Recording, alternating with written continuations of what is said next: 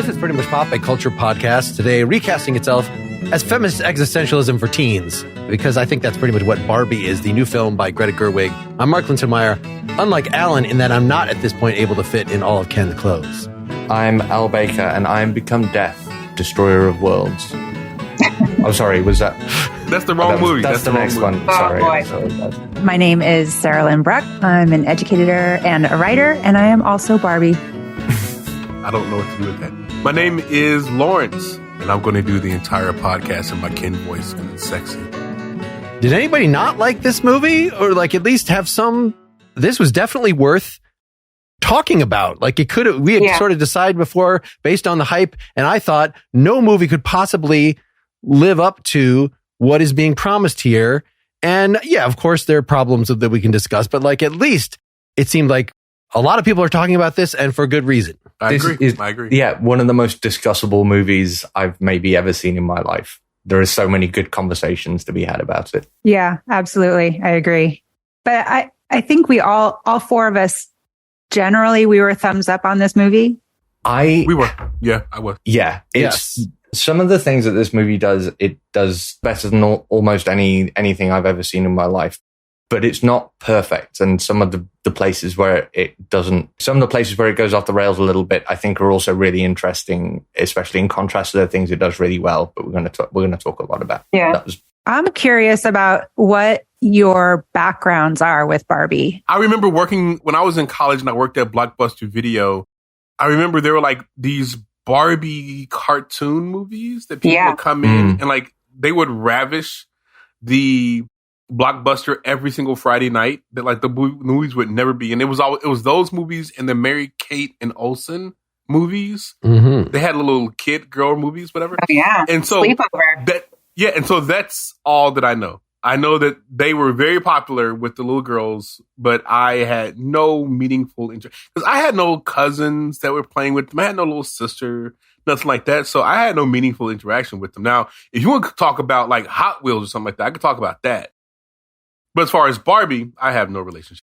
If there was a Hot Wheels movie that matched this movie in its level of thoughtfulness, I will do a Hot Wheels episode. Absolutely. But, as a toy movie, this actually did engage, right, with people's way of playing with Barbies, whether it be defacing them or just moving them from the top of the house to the bottom and the jokes about the stickers. And so like I knew enough about Barbies to get that stuff. My sister had some. It wasn't like the top of, and I think, eventually my daughter had a couple that were given to us, but it was definitely not something like that we sought out. And she was way more into American Girl stuff. My sister had Barbies, a couple, but they all just kind of landed in the same general toy box as all my Thundercats toys. They were the big thing for me. So they all wound up being played with together. But besides that, the main thing I remember about Barbie as a phenomenon is being generally happy to dismiss her as a harmful anti-feminist brand, which is an incredibly interesting thing to be confronted with now in the shape of the Barbie movie, which I think is one of the most interesting things about it is the way it handles that. It's been really interesting to me to see the way that the Barbie movie has been embraced by people, given that most of my adult life, the sense that I've gotten is that like serious grown-up culture is basically past Barbie as a positive influence. And it turns out that's absolutely not true. Growing up with Barbie, I'm a kid of the 70s and 80s, and my mom did not allow me to play with Barbie. She didn't buy them. She didn't want me to be around them. She did not like them specifically for the same reasons that you just mentioned, Al. But my best friend growing up, who lived right down the street from me, she loved Barbies. She collected Barbies. She's Black, and so she had Black Barbies. And watching this movie, it kind of gave me a new perspective on why she had Barbies, why her mother bought her Barbies. And we would play with those Barbies. I loved those Barbies. Those Barbies went on adventures. I think my mom was so worried that it would cause me to be focused on hair and looks and putting on makeup and all that kind of stuff. And we did a little bit of that, but mostly, they fought bad guys and they went camping and they climb trees and that kind of stuff. And I loved playing with Barbies, but I know that it was kind of something that I was doing against. My mother was definitely not supportive of those activities. I should add that even when I played with Hot Wheels or Matchbox cars, I had more of, but it was like I was playing with Barbies, that they wouldn't just zoom around like my peers would do. They would like go to a restaurant, which would be a block, and eat nuts and bolts for lunch. That's like the sort of activity. Yes. You're serious? A very geeky way of playing with. I have never in my life heard of anyone playing with Hot Wheels in that fashion. That is the strangest thing I've ever heard in my entire life. More strange than Barbies climbing up trees. That's not strange. I think it's part of my imaginative play. And as an adult, I allowed my daughter to have Barbies because those were the experiences that I associated with Barbies. It wasn't about learning how to do your eye makeup or something. It was always about, they always went on these fantastic adventures. They were almost like Indiana Jones in a way, except they were. I did have a full Barbie size G.I. Joe. That was the era of that. So that was just I remember those. The sex appropriate thing that my rather than a Ken, which was weird. Strange. So what then do you think the Barbie movie did well, Miss Sarah, since you are the resident Barbieologist? What do you think this movie did well in regards to Barbie and the way that you played with them? I think that, and I am not a Barbieologist, but I definitely thought that the way that it portrayed our imaginations and the ways in which that manifested in the Barbie world really made a lot of sense to me. But it also just opened up my perspective to how my friend played with Barbies and how she saw Barbies, and her mother probably saw Barbies as, I am Barbie, you are Barbie, we're all Barbies. It was something that she could actually, it was one of the few toys at the time that my Black friend could actually see herself in. And my mom, she thought it was anti-feminist. She absolutely did not like these dolls. But I felt like my friend's mom and my friend saw it, that family saw it exactly the opposite, that they saw it as opening doors for the next generation. So I want to think about the levels of this. Like there were tweens at this showing that I went to that loved it, that were dancing around in front of the screen as the closing credits were going and people were filing out. And I saw it, with my daughter, my wife, and they both enjoyed it and did not appreciate my pickiness about the pacing. I just thought it was sort of a jumbled mess in terms of, like, I thought as 4 distinct movies, like that you had this Barbie Land part at the beginning, which is what you're describing, and the playing with things. And then we had the fish out of water part. We'll go to the real world, which was pretty silly. And then I thought the third act of like the Kens have taken over and let's dupe them was sort of the weakest of them, or at least it was very silly. And then this extended meditative philosophical ending. And I'm actually including the big dance number in that. But, I just felt like 4 different films of different levels of quality there, that the last one made it, but it did not necessarily. I think you might be right. Honestly. Yeah. But just actually sitting through the whole thing, I don't know. I was a little exhausted. It did not seem like the audience tested it a lot in terms of how much of this do you want to see? I don't know. I had problems with the editing. I think less than like 4 movies in one, what struck me about it, especially after seeing Greta Gerwig and Margot Robbie talk a lot about like what they wanted to do with the film, which is all so interesting. There's loads of really, really good behind the scenes stuff. It felt less to me like they were making 4 different movies, but more like they cared a lot more about hitting certain themes or doing certain things with the movie more than having like a cohesive whole. One of the really interesting places where I think the movie falls short a little bit is it's really hard to pin down what the feminist philosophy behind the movie is. What's the like bottom line commentary that it's trying to say? Because there's certain things in tension with like Ken's character and with the way like the Barbie verse matriarchy is set up and the way that's portrayed and the contrast with the real world and stuff, which some of it doesn't gel together really well, but all of it is really interesting individually. It felt to me like they were very focused on making sure that they hit a lot of important themes, and where it got a little bit confusing for me is where those kind of run into one another or things didn't pay off quite as neatly as you might hope, which is like in the grand scheme of things, a really small criticism, but it is the thing that stood out to me as disappointing, given how amazing so much of the filmmaking is. I mean, some of those messages were contradictory, and I wondered if that was on purpose. You know, it's like that idea of you can be anybody you want, you can have it all, but no, you can't have it all. You know, it's impossible to be a woman. You know, those kinds of messages seemed all thrown in there, but they didn't all seem to agree with each other. That's a really good point. They do explicitly talk about that in that. There's that amazing speech. Did you have audiences that at my theater, my West Philly theater, it was raucous, it was lively, people dressed up, my daughter dressed up. And during that speech, there were whoops in the audience, there were applause there. I mean, it was alive. And that absolutely added to my experience of watching movies. That made me love this movie. And that's a speech that, you know, I've heard speeches like that before, but hearing it with that particular audience was just magical. I'm really hesitant to weigh into this because I enjoyed the movie, but I didn't love it. And I didn't love it because of exactly what Mark has nailed down for me. And I hadn't thought about it enough to kind of figure out what it was, but that's what it was, is that the film was very episodic and that there was different episodes throughout the film, and that's fine. But at my theater, people were there.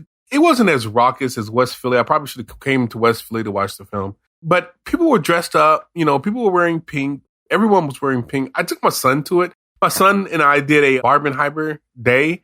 We spent the entire day at the movie theater.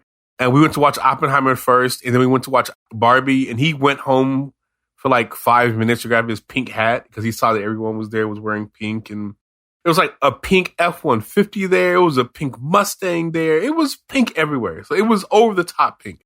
And I really wanted to like it. I really wanted to like the film. But then I watched it and it was good.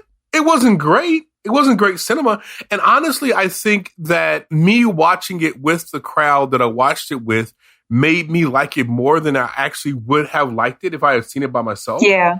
And so I'm a little nervous to watch it again because I think I don't like this movie very much because I don't think it's saying anything interesting. Like the feminist ideas that are there, I have seen those all over the place. There's nothing new happening here. So, I mean, like I said, I enjoyed the film. I really liked the crowd that I watched it with. I thought the marketing was brilliant. Like the marketing is really the story of the film. Like I remember Googling Barbie and like it'd be like pink and like sparkly in Google. It was crazy. But I'm not sure that I enjoy the film. And I'll say more about this later. One thing I really don't like about the film is the way that people, like women commenting on the film, the way that's kind of that discourse has kind of happened online. That like it's like you must love it with no criticisms, otherwise you're not a real friend to women, and that's going a little bit too far for me. We'll get into that later on. I want to ask you, Lawrence, how you felt about the technical aspects of the filmmaking, because that was a lot of the stuff that I was most impressed by. Like the production design is production design is great. Yeah, I think the realization, the choreography, all of it's really good. All of it's good. Yeah. So the realization of the world. So the fact that it's like a plastic world and like the way that that's kind of put together and the way that it's contrasted with like the real world, if you will, all that's top notch. So the directing is good. The acting I think was really, really good. I would be shocked if Ryan Gosling is not nominated for Best Supporting Actor because he was really good in that. I thought the choreography was good. Everything was good. My issue was with the story. My issue was on the storytelling level. But everything else, I think you're right, Al. Everything else is top notch. From a surface level, though, like just compared to the Lego movie, that's what I thought with the opening scene, that like everything is awesome.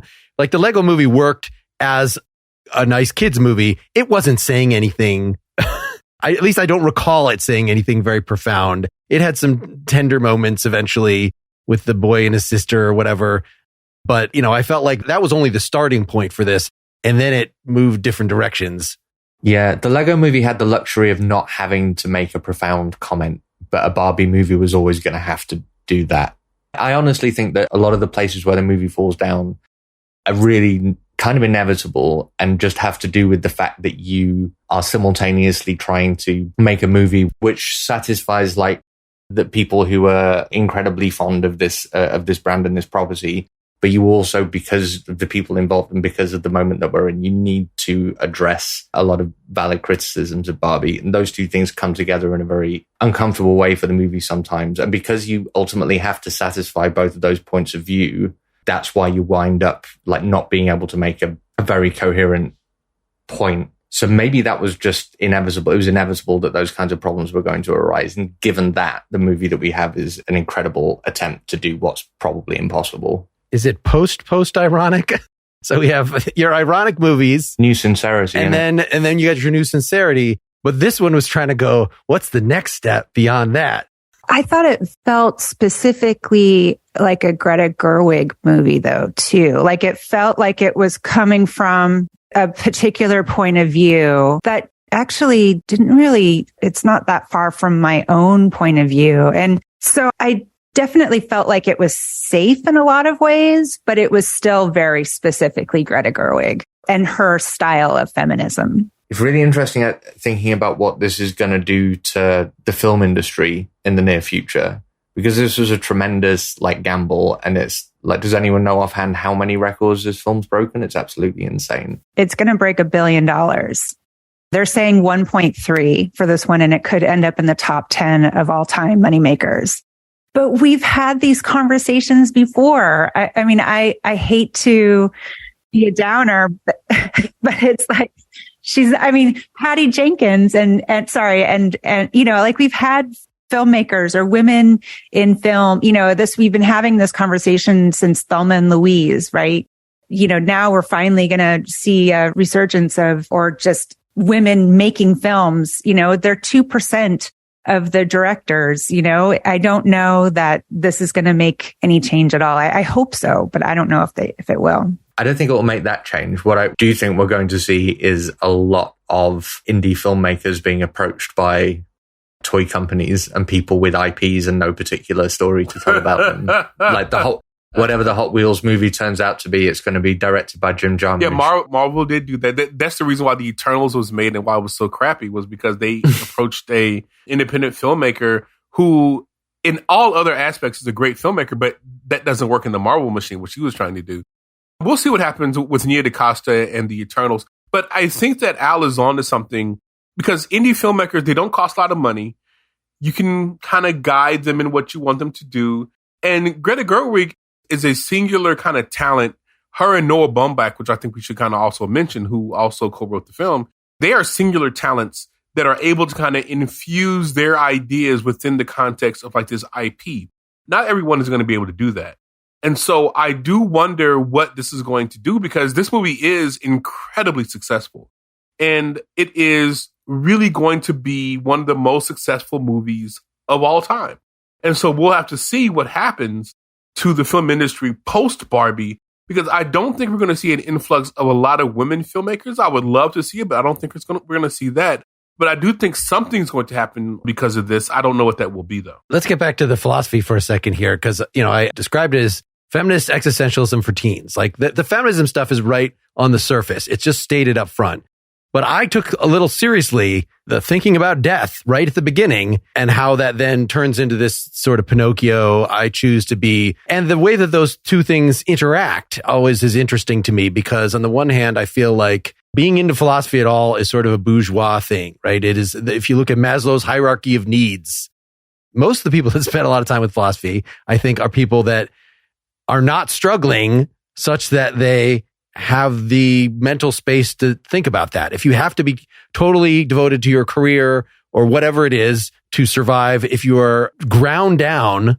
But on the other hand, the people who are ground down, those are the people, right? This is why I think, Lawrence, you're reacting skeptically to, what's the Fanon, is writing about that. If you're in the circumstance where somebody is defining you, those are the people that are going to be asking, who am I really? Whereas if you are the master of all that you see, you're never actually driven to question. So it's, there's both of those things are at play in the history of, between Fanon and Beauvoir and things like that.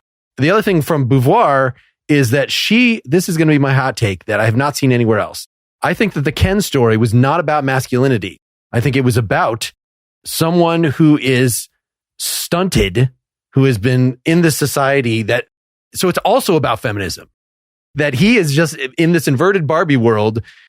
The men are like 18th, 17th century women. And so this is who Beauvoir was writing about, that she could be very critical. And in fact, even Nietzsche, he just hated women. Well, he was talking about how vapid the women that he knew were, who had been ground down and never been allowed to think. So yes, once the Ken figure is allowed to escape this and have some power, he's going to do totally immature, stupid things because he's not been like mentally trained and built up in a way. He's not a full person. Mm-hmm. I kind of think that's an interesting take. That's a fascinating take, Mark. I actually agree. I think something similar, and I think there's more supporting evidence in the movie that that's broadly what's going on. So yeah, Ken's an innocent, and he's corrupted by like the real world patriarchy. Basically, it gives him a reason to think about his place in the Barbieverse. And I mean, my girlfriend made this point when I was talking to her about it earlier. It isn't that Ken was always going to be like the bad guy. It's that he gets corrupted by the patriarchy, and that's the only way he knows how to respond to what's going on in the Barbieverse. That was the Ken arc. But something I think the movie does really well, the way it shows the oppression in inverted commas, like his weird oppression, the oppression of the Kens in the first act of the movie. It's so pleasant and dismissive and good-natured. It really reminded me of early 20th century Hollywood's attitude to women and the way that patriarchy in those kinds of movies was expressed by the films themselves. So like the women were never shown as being miserable. They were just like dismissed. Everyone was happy about it. Like women knew their place and everything was fine. And that's what's going on in the Barbieverse as well. There is clear inequality. There's clear problems with the way this society is set up, but it's all fine because we're making a movie. And everything that happens in Barbie Land is so obviously artificial. It's all just set up. Like there's loads of interviews with Greta Gerwig where she's talking about her filmic influences for this movie, and it's all like the Wizard of Oz, the Red Shoes, loads of stuff that's all, everything is completely dreamlike, which so much of the Barbie movie is, or at least when it's in the Barbie Land. Yeah, it functions by its own rules. Back to your question, Mark, about Barbie and where she kind of falls on that existential plane. Like on one hand, who is more privileged than stereotypical Barbie, right? She's blonde, she's white, she's beautiful. That is the image that you think of when you think of Barbie, when you think of perfection in quotes, right?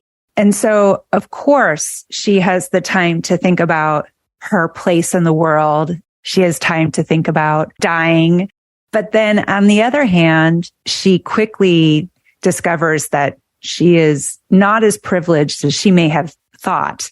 And this, again, is Greta Gerwig's style of feminism. So I think it kind of works on both of those planes that you're talking about, that the movie kind of plays with thinking of those kinds of ideas, those kinds of existential ideas on both that privileged side and the non-privileged side. This episode is brought to you by the Jordan Harbinger Show, a top shelf podcast named Best of Apple in 2018. He's talking to professors, CEOs, authors, scientists, athletes, etc. There are upwards of 800 episodes getting into technology, politics, psychology, entrepreneurship, and more. I listened to number 695 with Malcolm Gladwell about deception and imperfect puzzles and other things. And number 830 with Terry Crews, the actor, talking about empathy and growth and forgiveness.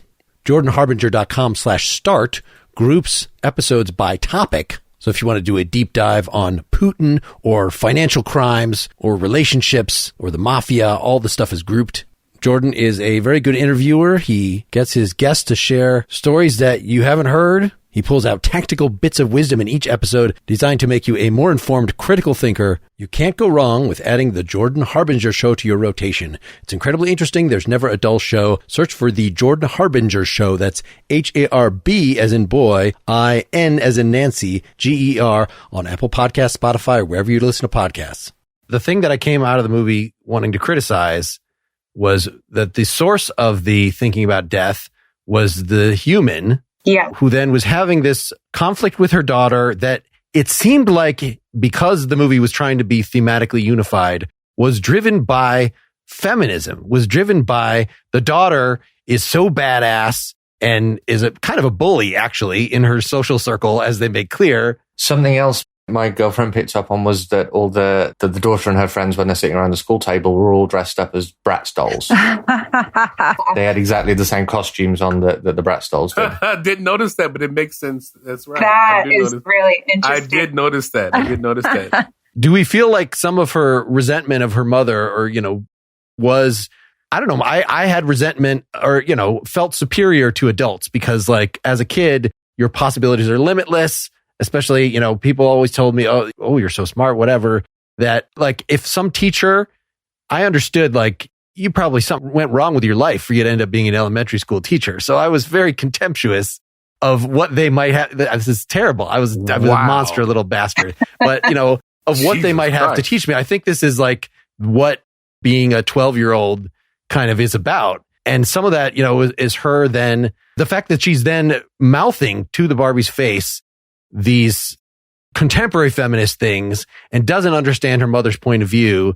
And it's only when she sees her mother actually give the big feminist speech and, take some action that, somehow the mutual understanding of feminism brings them together. It seemed very cheap and unsatisfying because, like, so many movies, like, oh, I don't know about you, Dad. Oh, now we've gone to a fantasy land and we've at least witnessed a bunch of wonderful things. Now I feel closer to you. Like, that's sort of what it felt like. It is a problem with the Barbie movie that the most developed and most coherent arc belongs to Ken. You could argue that he has the more interesting character arc. I mean, he does, but I will say this about this, Mark, though. The way that I read that, and it's kind of ham-handedly done. It's not done very, very well. But I read that as like 2023 feminists, like people who don't understand the depth and the breadth of feminism, but only kind of jump in at the tail end of it. And like them not fully understanding the depth of feminism and the tension between 2023 12-year-old feminist and older feminist and like the tension there. That's how I read that she had to understand where her mom was coming from to fully understand really who she was and why she thinks the way that she thinks.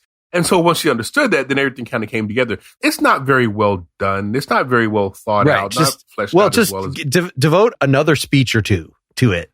I think it would have fixed it. Yeah, something like that to kind of flesh it out. Well, what do you think it's trying to say then about mothers and daughters? Because I don't know, actually. I'm not really sure what the messaging is about mothers and daughters in this. I don't think it's anything particularly radical. I think it's pretty standard. It's pretty standard. Mothers and daughters don't get along. And then the daughter understands the mother a little bit more. And now she understands where she's coming from. I think it's more interesting to think in the terms that you were describing earlier, Lawrence, where the mother and daughter are more or less just stand-ins for different generations of feminism or different attitudes to feminism. Because you're right, Sarahlyn, there isn't a lot about mothers and daughters specifically in the movie. But she did make a point of trying to wrap that piece up in a way that seems just a little bit too tidy as somebody who is, a mother of a teenage daughter. Yes, the whole, I want to see you as a full person. I just think the movie had to focus that kind of thing on Barbie. And so I didn't want it longer, ultimately. So something had to go. And either it would have been a more talky film. Like I saw little flashes of like Baumbach's Marriage Story in, some of the relationship stuff, but just a little. Like that was a bummer of a movie. And insofar as that stench crept into here, it brought things down a little bit. But that's like what dealing with what real drama is. And so this had to also be, it had to be good for kids. It had to be good for teens. You could mention these things. You could introduce these concepts. You could introduce the fact that like, hey, you have to deal with the fact that you're going to die eventually. Huh? But like, we're not going to try to wrap that up or spend too much time mired in that. It would bring the film down too much. Oh, no. It just only quickly that America Ferrera's character is our avatar, right? Like she's our eyes and ears. And because she's really, if not the hero of the piece, she's a hero of the piece. The everyday Barbie, I mean, that is supposed to be her resolution, is that. Yeah, is that. So we have to have a resolution with that because she is who we're seeing this story through. She's our audience avatar. One thing that I do wish I had read, and maybe it's out there and I'm just not aware of it, but I haven't come across it yet, is a Black feminist critique of this film. Because I would love to hear, I might even text her and ask her what she thinks about this film. I would love to hear what Roxane Gay thinks about this, right? I would love to hear what a late Bell Hooks or something like that would say about this film. And I wonder if maybe the film is just way too popular that they just don't want that kind of crossfire right now. And maybe it'll come a little bit later on. But I would love to read a Black feminist takedown of this film because I was definitely noticing that this is a white woman's feminist film. Like, sure, Issa Rae is there, but like that Black feminist critique is not there in this film. Barbie 2, the Issa Rae film, that should... No. Well, Issa Rae, it's not going to happen. It's going to be a book. She could write it. She could... It's not going to be a movie. But this is a film that is definitely wrestling with the critiques that Black women have brought up. This is a movie that is definitely wrestling with the critiques that were around and circulating before Black women showed up, but not really what Black women have been talking about for a number of years. And so I'm interested in what they would have to say about this. I listened to Brooke Obie, who is a Black editor and writer, who talk about this movie, and she had some really interesting things to say about some of the performative nature of diversity in this movie. There are a lot of things that I didn't see. In fact, it made me want to go back and rewatch the movie just to kind of see it through her lens a little bit. Because, yeah, I think that those critiques are coming. I think they've already started, actually. I was listening to a couple other podcasts that had a little more representation on them that were, I just think you can't make every social critique at the same time. And so I do think, yes, that should be just Barbie 2. That should be dealt with in a separate film. Man, I don't know. See, here's my issue with that, is that if this film is going to try to say that it's going to tackle feminism, you got to tackle Black women too. You have to tackle indigenous. Like, you can't just say we're going to tackle feminism and only tackle white women. Like, you just can't do that. And so if this film is going to say that it's going to tackle feminism, like if it's going to make that claim and it's going to try to tell that story, you got to be a little bit more expansive. And to be honest, it's not one of those things where it needs 15, 20 more minutes and like a gang drive-by and sadness and some shit like that. Like, that's not what the film needs. Just a little subtle bit more and it would have been fine. It's just that it just completely like eschewed it. Like, it definitely read to me as a film that was written by two white people who didn't talk that much to Black people. That's honestly how the film read to me. And that's part of the critique that I had of it. Like, it's fine. And it's a fine example of feminism from the 70s and 80s, but it is not at all in conversation with feminism that came of age in 1990s post, in 2000s. It's just not. Well, can you characterize, Lawrence, what the missing element is? Not just, I want a woman of color to, obviously that would be a solution, is to, have among the writers, but what the actual idea that you would want put in there. Can I offer something, Lawrence? I have a connected thought here. So one interesting thing I heard Greta Gerwig talk about in interviews for the movie is the idea that the brand of feminism, or the fundamental feminist thought that she wanted to put forward in the movie, was the idea of enoughness, and that as a woman, as a girl, but also people in general, enough as you are.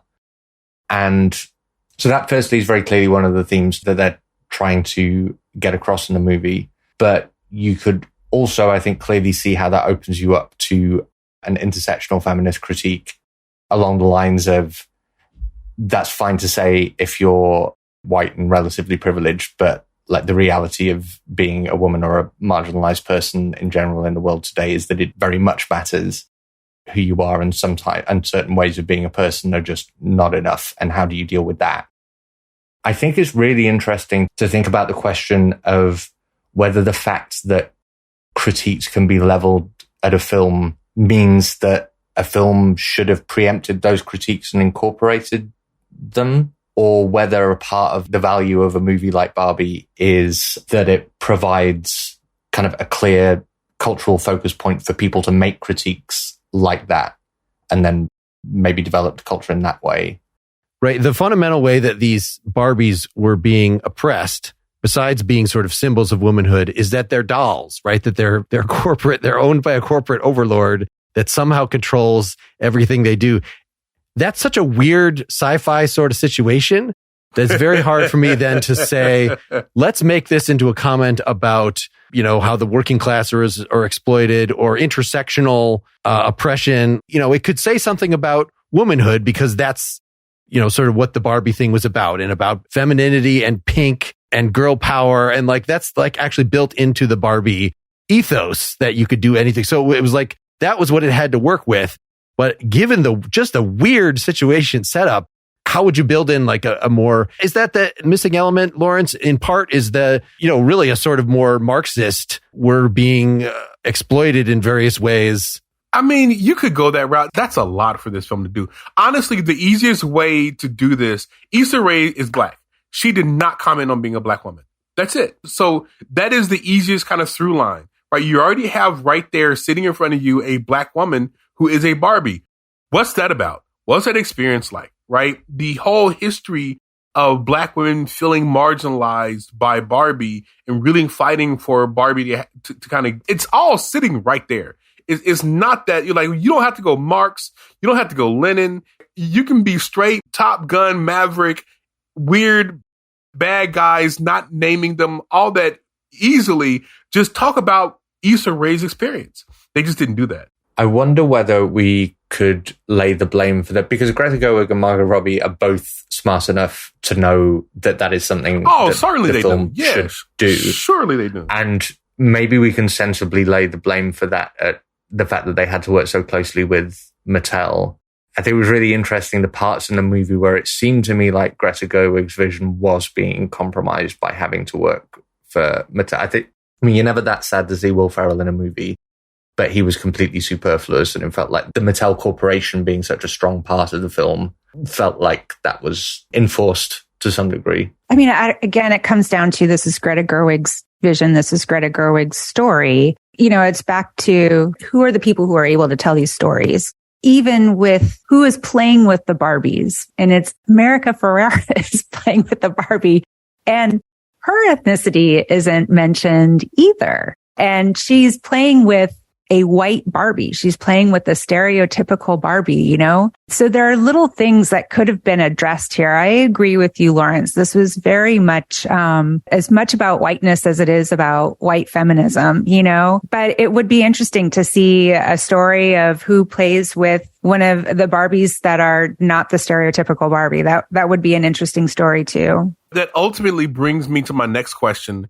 This is a movie ultimately about Barbie. Are we asking too much here? Maybe I'm asking too much. Yes. Right? Because honestly, is this a kid's movie? Because if it's a kid's movie, then maybe it did what it needed to do. Is this a kid's movie? I'm not sure it is. No. But it is. But it's a teens movie, or even a tweens movie, because it introduces the kids to these sort of difficult... Kids were there, man. Kids were there in force, man. I'm talking about little kids, 8-year-olds, 9-year-olds. They were there, man. So... it may be aimed at tweens, but people were treating it like a kid's movie. Greta Gerwig and Margot Robbie and Noah, whatever his surname is, Baumbach. Like the whole creative team went at this thing with a lot of intention, and they clearly set out to say several things. So I think it's fair to call them out when the things that they're saying are unclear or maybe fall short in certain ways. They could, the same creative team could have made a much more fluff piece Barbie movie with all the same visual characteristics. Ryan Gosling could have given more or less exactly the same amazing performance, and the kids would still have loved it. But they did try to say something. They tried to say several fairly profound things during the course of the film. So, Lawrence, no, I don't think we're asking too much. They didn't have to try and make the kind of film that they ended up making. They took the big swing, so and they did. They nailed a lot of it.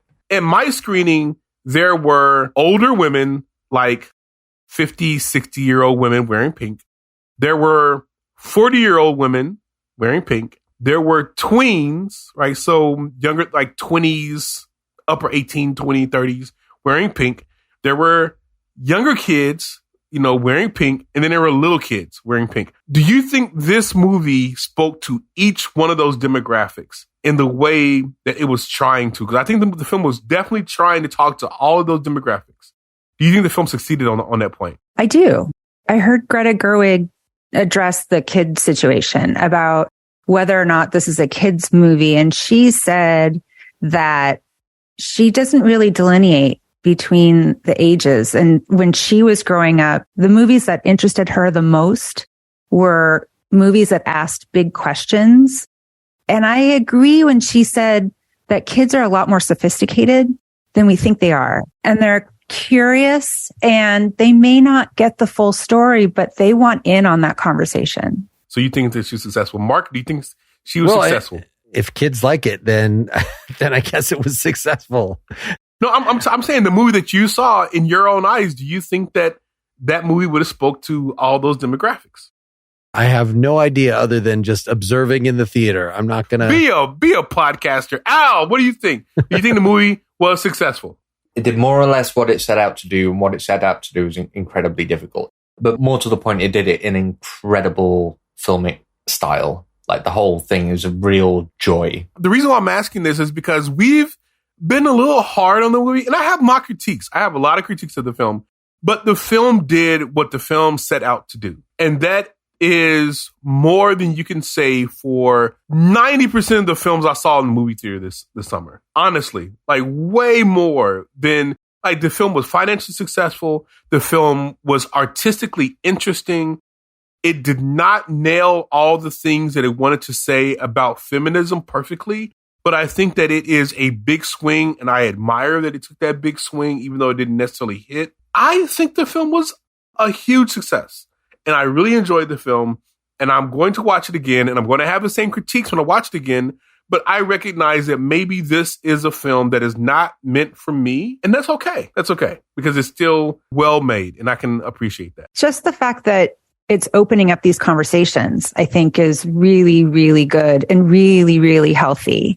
I love that. I did not expect that when I saw the first footage of it. I thought it was just some silly movie that we could write off. And just the fact that we're having these conversations, I think, is a credit to that movie and to the movie makers. Yeah, absolutely. Greta Gerwig overnight comes from being an indie darling to probably the most powerful filmmaker in Hollywood, which is insane. You know what, though? Her last movie actually made a ton of money. I think it was made for like 40 million and it made over 200 million. I mean, geez. Little Women?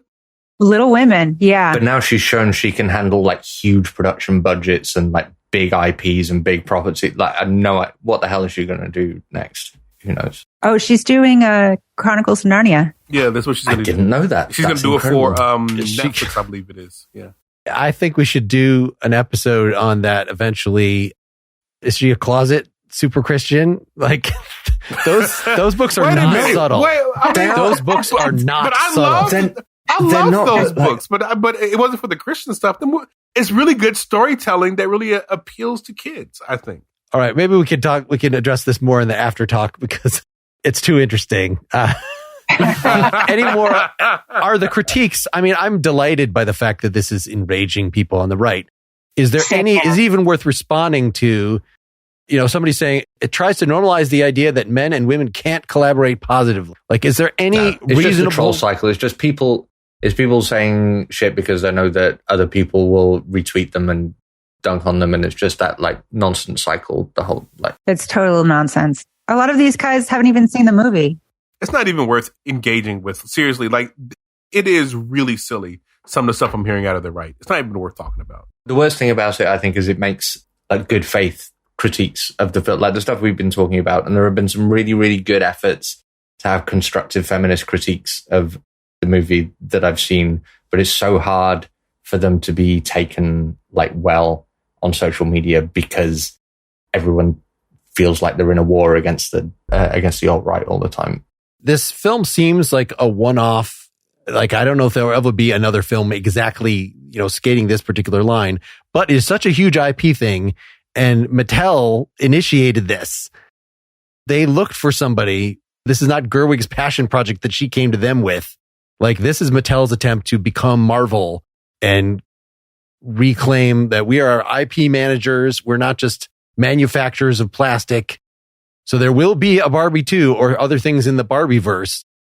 What would you want out of them, given what we've been saying here today? I would want them No, I just did not exist. There's a bunch of stupid really movies coming out.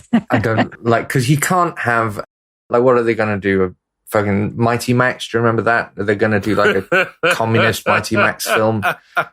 Barbie is uniquely interesting baggage. Yeah. Like none of the other 24 toy movies that they're going to make after this. They're going to drag some really good filmmakers through the mud trying to replicate this. It's going to be a real train wreck. I think, to be honest, I just want a movie featuring a black Barbie that kind of deals with being black. If you give me anything remotely close to that, I'm going to be happy. I would expand on that. One of the other podcasts that I was listening to was saying it's great, for instance, that they included a Barbie in a wheelchair and had her in the dance scenes and stuff. But you know that was marketed as, or would be presented as, wheelchair Barbie, which is completely counterproductive to what the representation. So that representation and tokenism, that's a really good point, are in tension, and something that actually takes that on in a serious way in talking about this toy thing. Like, here, look, we have a Barbie that's a plus size, but the prime Barbie is still the center Barbie that the story centers on has to be this, because of the baggage, just take on representation more generally. It could become like Orange is the New Black, right? Like you start with have the Barbies all be in prison. And then, I mean, they are. Prison Barbie. I'm sorry. I can't. I'm sorry. Prison Barbie. Come on, man. Fashionable orange jumpsuits. Sure, why not? Yeah, what the hell? No, but I think that if you're going to continue with this IP Mattel stuff, if you just keep making it weird, I'm kind of in. Barbie is a weird movie. I mean, it's silly, it's hilarious, it tackles some pretty uncomfortable issues, but it's also just bizarre. It's a weird movie. And if you keep it weird, I'm going to be interested. I want an Alan movie. Let's just do that. Yeah. There's a whole bunch of indie movies about people who are like Alan. We don't need a whole nother Alan. But not people who are emerging from a nightmare trippy surrealist. Like, I just wonder if there's more to that. It was such an ad hoc and treated in a goofy way. And how do you travel between the lands that, somehow world building out of that both seems terribly wrong-headed and something I'd like to see. Does anybody know Barbie Like, is that Alan? Is that like just something they made up for the movie, or is there like a? Oh no, was there really? No, he was marketed as Ken's friend. Really, there was a real guy named Alan. The closing credits shows like the actual ad copy or whatever. Whoa, poor guy. Oh my gosh, tragic. Like I had I remember Kissing Barbie. Do you guys remember Kissing Barbie? She had a pout and she made a kissing sound and her head went up to pucker up. It was a thing. I bet you had one, didn't you? You had one, didn't you, Sarah? I wanted one. Desperately, I wanted one. I wanted the Malibu Barbie that tanned. She had the tan mark. Yeah, there's some really interesting versions of Barbie. Getting weird. Should we close out with a relevant definitely close out. recommendation of something adjacent to this? Either, a different movie by these people that people should check out, or Sarah, we didn't let you talk about all the Barbie movies from the 90s or whatever that maybe you wanted to get into. It's okay. I spent the last week rewatching some of those with my daughter, and actually it was fun listening to her, because she is truly an expert on those early aughts Barbie movies. And that was actually a pure joy for me to hear her talk about it. But yeah, no, those movies are, they're for 4-year-olds. They're very, very fondly remembered though. I watched the Rapunzel one and it was, I wouldn't recommend it, but I'm glad I watched it. That is so strange. I mean, if you're looking for recommendations, of course, Lady Bird is the one to go to. Like, that is her breakout, take note of who this filmmaker is movie. That movie is legitimately great. I didn't love Little Women. Didn't love it. I like other renditions of that film, of that story a little bit better, but I love that. Honestly, if we're going to stay in the whole realm of toys and whatnot, secretly below the shadows. Not a lot of people are talking about this, but like that Transformers movie that came out was really fucking good. It was the latest one. Oh my gosh, it was incredibly good. I was shocked how good that movie was. It was very 90s East Coast hip hop kind of influence. I really enjoyed that movie. Low key, like movies coming out of toys are some of my favorite movies this summer. I really enjoyed that movie. Really, really good. I only just thought of this now, but I actually do have a recommendation, which is, I think, a really interesting, similar attempt to take a like new feminist spin on a kid's property, which has been subjected to some critiques, and that's the Harley Quinn TV show. Oh yeah, definitely. Which is phenomenally good, and it's also obviously connected to Margot Robbie, incidentally. But that also is a really interesting feminist take on Harley Quinn, who is something of a problematic character for a lot of reasons, but really, really lands a lot of its political points in a way that Barbie maybe didn't. I haven't seen an episode of that show that I did not love. That show is incredibly good. Really good show. All right. Well, we'll continue with a little more of this in the after talk. Go to patreon.com/prettymuchpop. Thanks, everybody, for listening. Thanks to the panel. Thanks, everybody. Thank you. Thank you. Bye. Bye. Bye, guys. Get more Pretty Much Pop at prettymuchpop.com. Get bonus content for every episode at patreon.com/prettymuchpop. Pretty Much Pop is part of the Partially Examined Life podcast network, and it's also presented by openculture.com.